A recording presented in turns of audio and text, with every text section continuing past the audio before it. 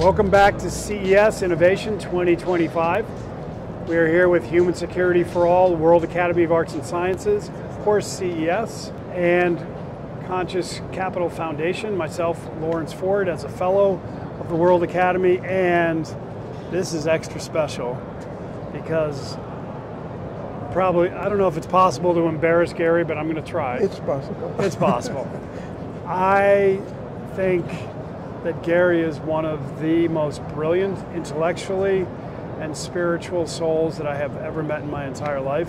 When I'm in Garry's presence, really don't need to talk much, although that won't work too well for this medium.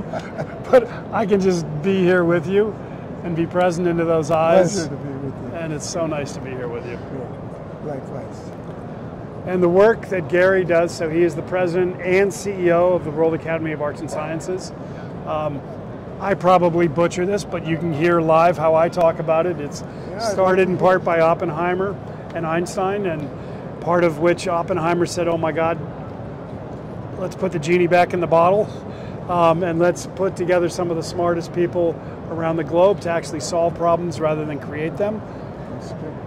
And the work that is being done by the World Academy and Human Security for All, which is part of the World Academy, is nothing less than extraordinary, and your leadership is so important at this time on Earth. And so it is my pleasure, especially on camera here, to say out loud that Garry is not only all of that stuff I just said, but a very dear friend and such a gift in my life. Likewise. Thank you. So, you know, with a guy like Garry, we could talk about anything. But why don't we start, because you just came from a very successful panel, and you were talking about education around the globe and the things that are opportunities, things that are challenges, the influence of AI in education.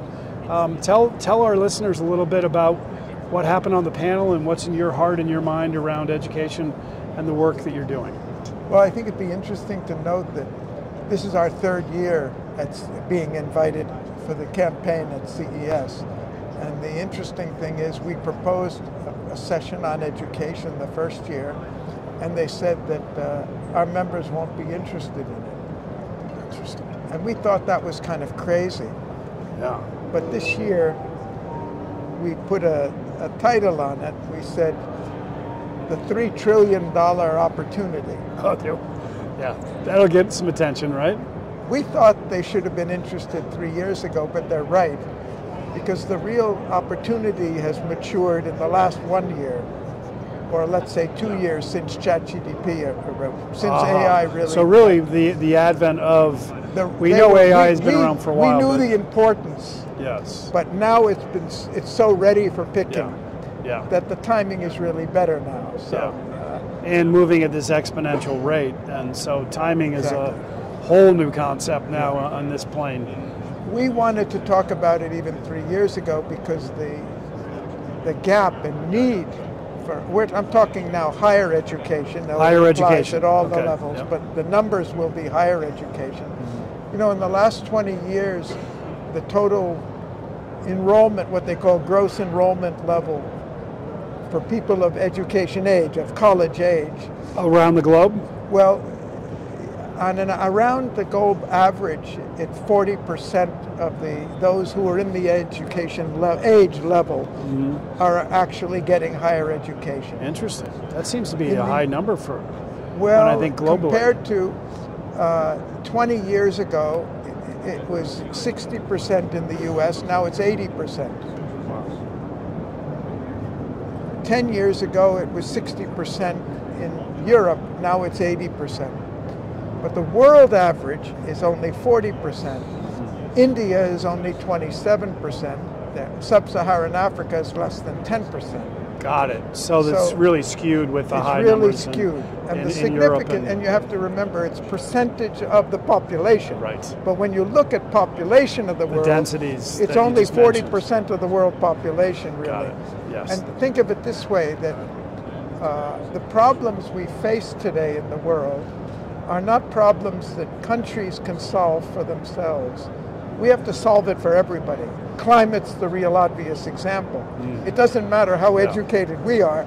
If the rest of the world is going to act in a contrary way, we're going to get the results of that anyway. Right. So global education becomes critical now, because we need everybody on the same wavelength buying in to the UN Sustainable Development Goals, and that means we need education across the map to support that. The population has to support that. And Gary, it's relatively, especially in the span of time, but even in modern human time, that's a very new dynamic of the global that's the point. thing. I mean, that's we're not even catching up to that, because internet, it's a pretty new invention, and that was the beginning of connecting on a global basis, albeit a lot of people disconnected from the internet. But now, as that technology expands, our global markets, nothing is isolated from each other anymore.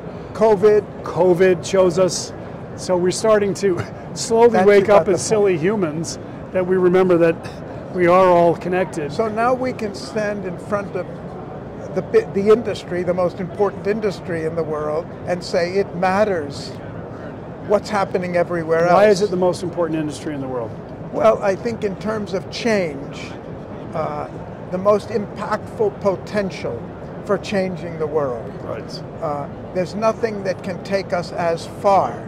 There are energy's an important industry, agriculture's a very important industry, but technology impacts every industry. Yes. And the potentials of it are like that. And we've seen that in the recent markets, especially. Exactly. I mean, the level of efficiencies that the stock markets are pricing into public companies today is crazy, because it's going to affect all different levels. So technology is not really a sector.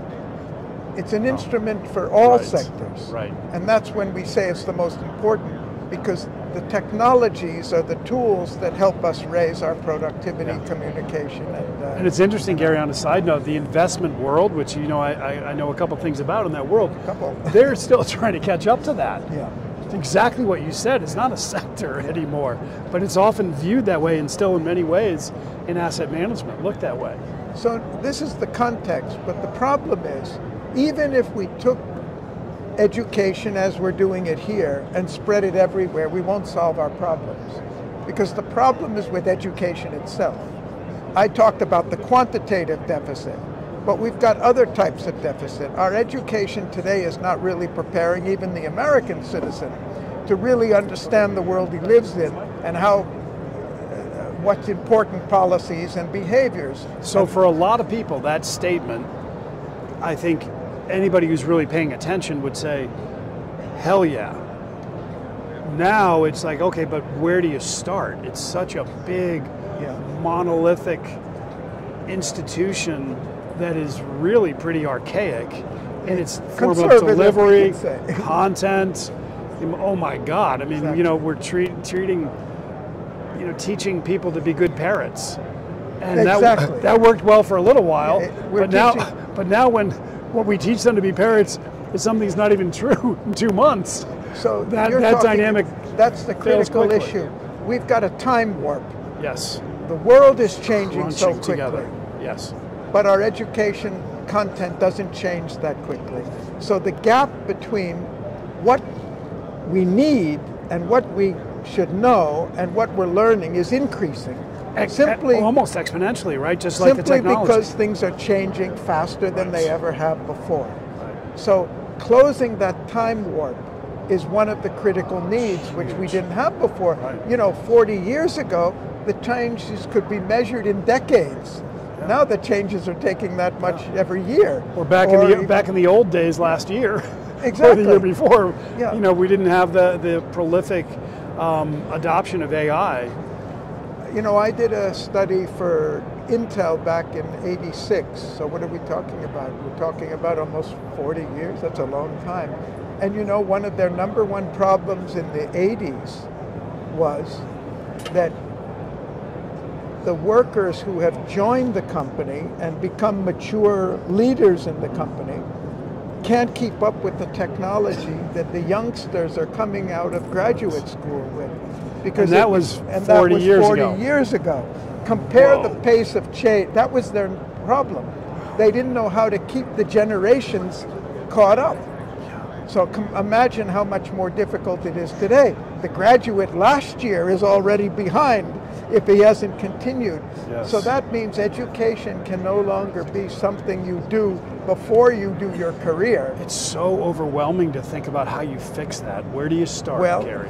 we can't do it through the existing model. We Right. can't do these layers where we finish our education and then we go the rest of our life showing. So that fundamental paradigm of thought of this happens, this happens, Yeah. this happens, and then you go get a job, right? and then you, We and need you to break know down, everything like- you need to know. Yeah, and then you're done, stop learning, and go make money. You're actually, today Right. you're obsolete after 2 years if you haven't continued the education, and now it may be 6 months. I was going to say, yeah. I was being Soon to be. conservative. Yeah, exactly. So this is the problem, Yeah, it's huge. the problematique, we can say, Wow. of it. Now, we've been working the last 10 years on how to solve that problem, and it's only gotten much worse since then. But you've got a great head start because you've been way ahead of the game focusing on that problem. We've been focusing on how the education has to change in content, and how the education has to change in pedagogy. It's no longer memorizing everything you're Yeah, told, right. or being mass-produced to be this engineer or that engineer. Which is what they're still doing. Which we're still doing. Yeah. Life is much more complex. This siloed system, even 10 years ago, we were having 1,000 different disciplines and sub-disciplines in North Sub-disciplines, America. right, yeah. And now it's probably double or triple that. Now, that means that we're getting more and more knowledge in specific areas. The problem is there's so much to learn, even in a narrow sub-discipline, that all our attention has to be there on this narrow little part. It may be dealing with the liver, Right. or the heart, Right. or or the skin. Yeah. But meanwhile, everything else is changing, and everything's connected with everything else. So in one sense, the more we become knowledgeable in the specialized area, the more we become ignorant of everything else.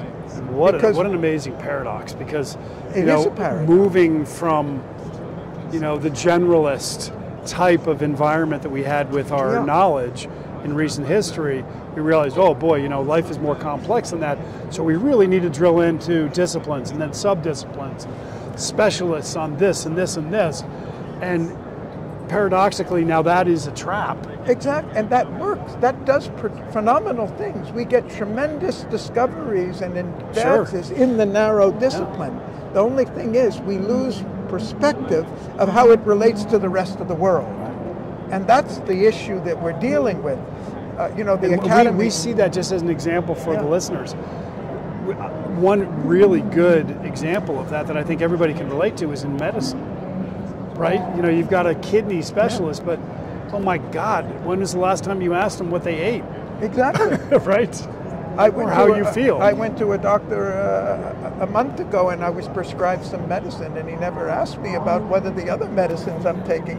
And I found out for the last 1 month, I've been creating my own problem because of the new medicine, because There you go. it was not, and this is the problem not just in medicine.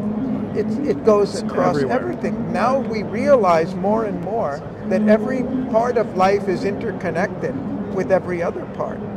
Imagine that. Imagine that, right? Exactly. And climate, for example, climate is related to everything that goes on in our It's like the life. big conscious duh.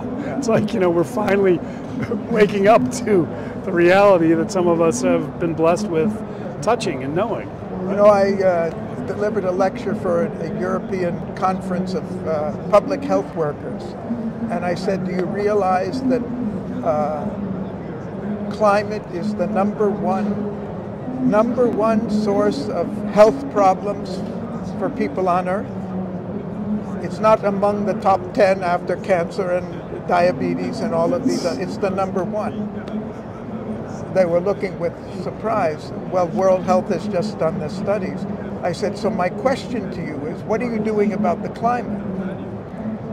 And I said, you're probably thinking that's not our business. Not my job, right? That's not my job, right? we're here to solve the problems after they're created, but we have not, we're not climatologists, we're not meteorologists, we don't know all about that. I said that's not entirely true, because medicine, you're the most respected and trusted discipline in the world. The people don't believe the meteorologist. They don't believe the scientist who says that global warming is coming and you're going to be in hot soup next year, or that it's causing the cyclones and the tornadoes and the droughts and everything else. But they believe what you say. So your understanding the source of their health problems is related not to what they're eating, but what's going on in the world. And that brings us right back to the education. You have a responsibility. Exactly. Yeah. You have a responsibility to educate, to stop this problem beforehand.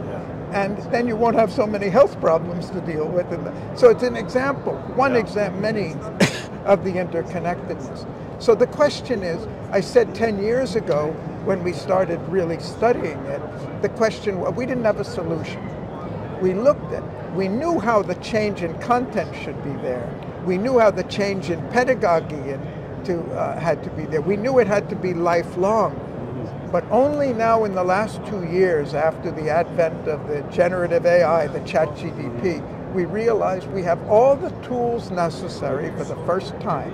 And that's in its infancy. And that's just in its infancy. And we can not only, when online learning came, we thought, well, maybe we've solved the problem. We can reach out to everybody, everybody who has connectivity, of course, and not only, there's about half of humanity that still doesn't have the connectivity. But even if we had the connectivity, learning over the internet is not dynamic by itself. And learning what you can in a standard textbook, whether it's on the screen or is not enough. We know real education is an interaction. And only now we're in capacity to do what you cannot do in the classroom. So explain that now. Well, a professor, say, when I went to UC Berkeley so many decades ago, the freshman classes, there were an average of 200-300 students in it. We never talked to the professor. We listened to the lectures and read the textbook. The AI technology now can give each one of us a personal tutor, as Khan Academy calls it, who can respond exactly, to the language that we understand. So suddenly, and when we say language, we're really talking about the way I like to learn best. So not just language. I mean, how I best am individually wired to process and understand information, which is a huge gap in education. I mean, personally for me, I will share with you, which I don't think I ever had, I didn't learn the way that school taught. I just fundamentally did not learn. I struggled. I hated school. The minute I got out of college is when I started learning, and I've been having a blast ever since. But that also fixes that big problem as well, the delivery mechanism. And it's interesting you mentioned that. I'm not down on the profession, but do you know that most college-level professors have never learned about education? They're hired for their specialized knowledge, not for how to teach and communicate. Whereas now we've got a technology that can be customized not only to your language, to your interests, if you want an example, if your favorite is sports, or it can give you an example from sport. It can customize its presentation, its explanations. If it gives a statement or presents an idea and you don't understand it, you say, wait a minute, I don't understand that. Give me an example of that. Why is it like that? And why? It can interact with us individually. It's amazing. It can personalize. And, it's interesting what you say, and maybe that's the curriculum, but I'd really like to know more about that. Yes. Tell me more about that. Right. How has that got to do with medicine or with agriculture? It can go off in any direction. And this is really a critical part, because we talked about the problem of over-specialization. One of the unique things about the AI is it hasn't been raised in disciplines. It's been raised at the totality of knowledge. Right. It's not confined. I had an experience about 8 years ago. I met a top economist from Yale, we were driving in the car together, and just to have a conversation, I asked him, "What's your field?" He says it's labor. And I said, I was just looking to make a conversation. I said, oh, well, that's really interesting because we're doing some real work on the strategies for full employment. Is that something you... He said, well, that's not my field.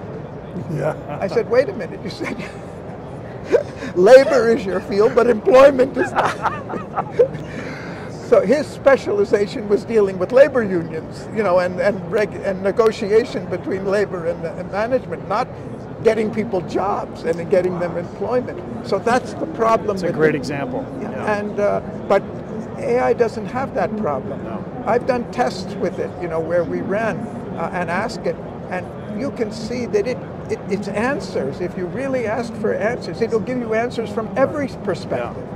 And, so and being clear on, you know, your prompt engineering and how you ask that question. That's the key, of course. You have to ask the right question and all. So it's helping us break out of the silos, which we cannot do through a system that's really embedded in the silos. So real world quick story that I want to share.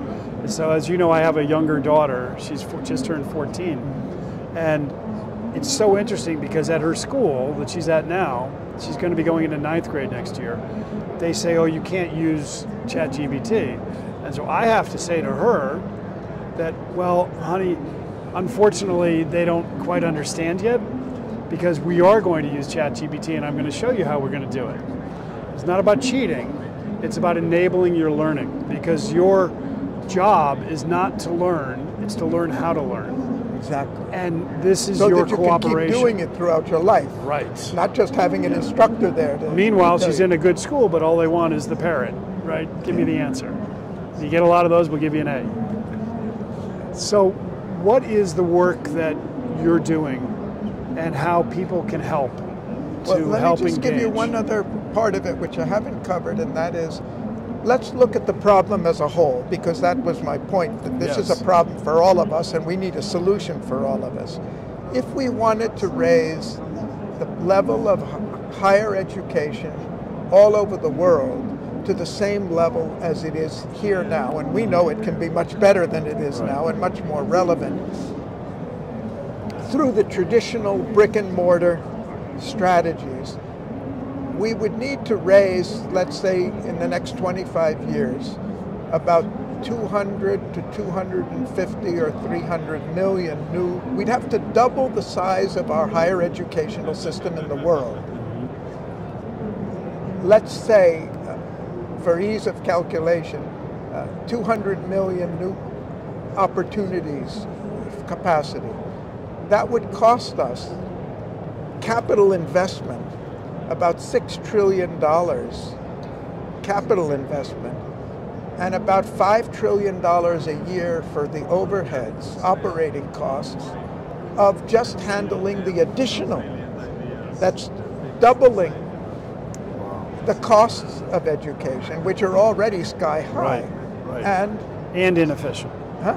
And inefficient. And inefficient. Yeah. If we use a new strategy, which is what we're talking about, combining, we can use the traditional system, we can use that infrastructure, as Arizona State is doing. Right. Their university now must have had 30,000 students. Now they have 180,000 with the same infrastructure, because they're leveraging it by a hybrid method that uses the technology, and they're only still got a long way. Yeah, they're just in the beginning with it. But so it turns out that the cost of doing this online through with AI would be maximum 1/3 the cost of doing it in the traditional to bring way. it out to the rest of the world. Imagine bringing down the cost of higher education 2/3. What would that mean? And raising the... And what does that look like, Gary? Is it a hybrid model where are you literally going to a place, or are you going to pods for the community and social aspect and support?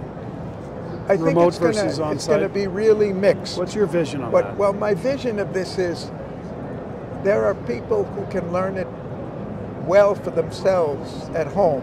So personalized. There are people who can learn it by going and working in their family business. There are people who can learn it from personal friends or from retired teachers who are, or grandparents, or whatever it is they want to learn, or learn it from the AI, and a combination, from living in a city, which itself is an education, yes. From traveling around the world, which is, my point is, the idea that education is something you do in a classroom. The real education is what you do in life. Right. Meeting life and understanding it. So imagine... It's almost like that example of the specialty being a dead end, just like the brick and mortar had its value, but it's also so limiting in its... So I think what we're going to see is education coming out of the box. The reason it's in a box now is because if we want to market ourselves for the workplace or be respected, people are going to ask us, where did you get the degree? The people who are teaching us and the people who certify us are the same. There's a monopoly on certification. There's no need for it.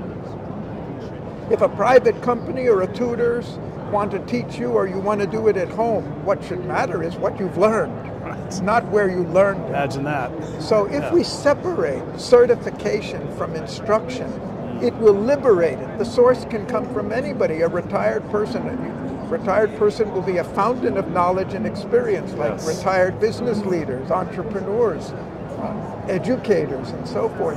So we're going to engage a much larger percentage of humanity and opportunities for learning. Yes. So we won't have to replicate all of the infrastructure for everybody, because the world offers that. Which is why the costs go down so much, and the personalization. What I love about what you said, many things, but one of them is the fact that we have not only AI delivering on a one-to-one basis the way people learn best, but also advising once they know, say, you know, based on what your interests are and what you want to do, exactly. Your environment would be much better doing it here rather than here or here.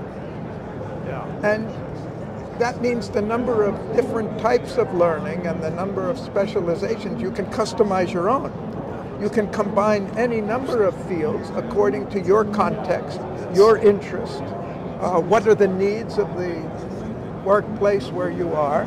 So everybody will be developing their own specialty. And we're not going to be stuck with some hierarchy mandate of get this certification this way and this degree from this school, and then we'll maybe hire. Then maybe we'll hire right. You.